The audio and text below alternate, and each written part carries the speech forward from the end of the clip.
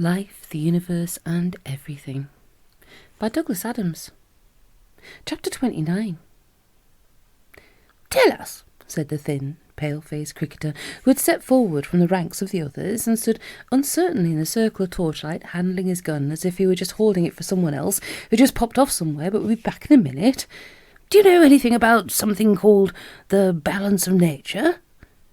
There was no reply from their captives, or at least nothing more articulate than a few confused mumbles and grunts. The torchlight continued to play over them. High in the sky above them, dark activity continued in the robot zones. "It's just," continued the cricketer uneasily, "something we heard about. Probably nothing important. Well, I suppose we'd better kill you then." He looked down at his gun as if he was trying to find which bit to press. "That is," he said, looking up again, "unless there's anything you want to chat about." Slow, numb astonishment crept up the bodies of Slightly Barfast, Ford and Arthur. Very soon it would reach their brains, which were at the moment solely occupied with moving their jawbones up and down. Trillian was shaking her head as if trying to finish a jigsaw by shaking the box. "We're worried, you see," said another man from the crowd, "about this plan of universal destruction." "Yes," added another, "and the balance of nature.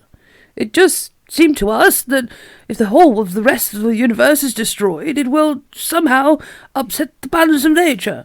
We're quite keen on ecology, you see." His voice trailed away unhappily. "And sport," said another, loudly. This got a cheer of approval from the others. "Yes," said the first, "and sport." He looked back at his fellows uneasily and scratched fitfully at his cheek. He seemed to be wrestling with some deep inner confusion, as if everything he wanted to say and everything he thought were entirely different things, between which he could see no possible connection. "You see," he mumbled, "some of us," and he looked around again as if for confirmation. The others made encouraging noises. "Some of us," he continued, "are quite keen to have sporting links with the rest of the galaxy. And though I can see the argument about keeping sport out of politics, I think that if we want to have sporting links with the rest of the galaxy, which we do, it's probably a mistake to destroy it, and indeed the rest of the universe." His voice trailed away again. "Which is what seems to be the idea now." "What?" said Slightly Barfast. "What? Huh?" said Arthur.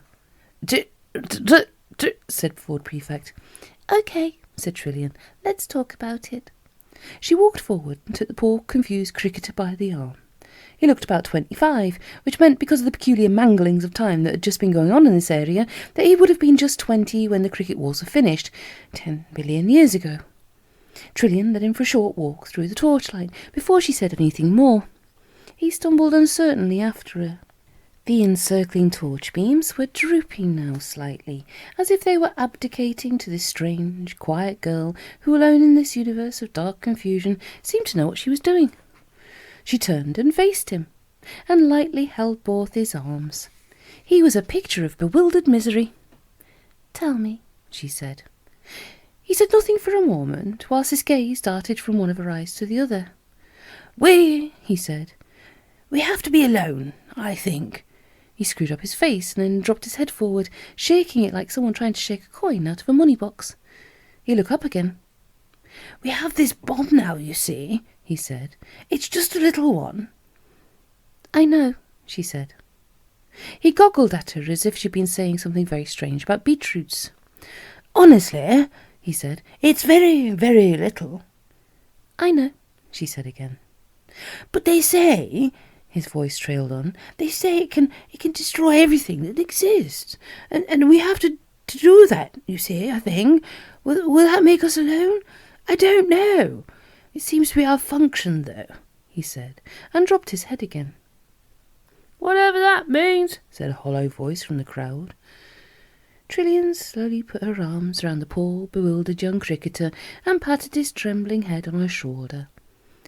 "It's all right," she said quietly, but clearly enough for all the shadowy crowd to hear. "You don't have to do it." She rocked him. "You don't have to do it," she said again. She let him go and stood back. "I want you to do something for me," she said, and it unexpectedly laughed. I want, she said and laughed again.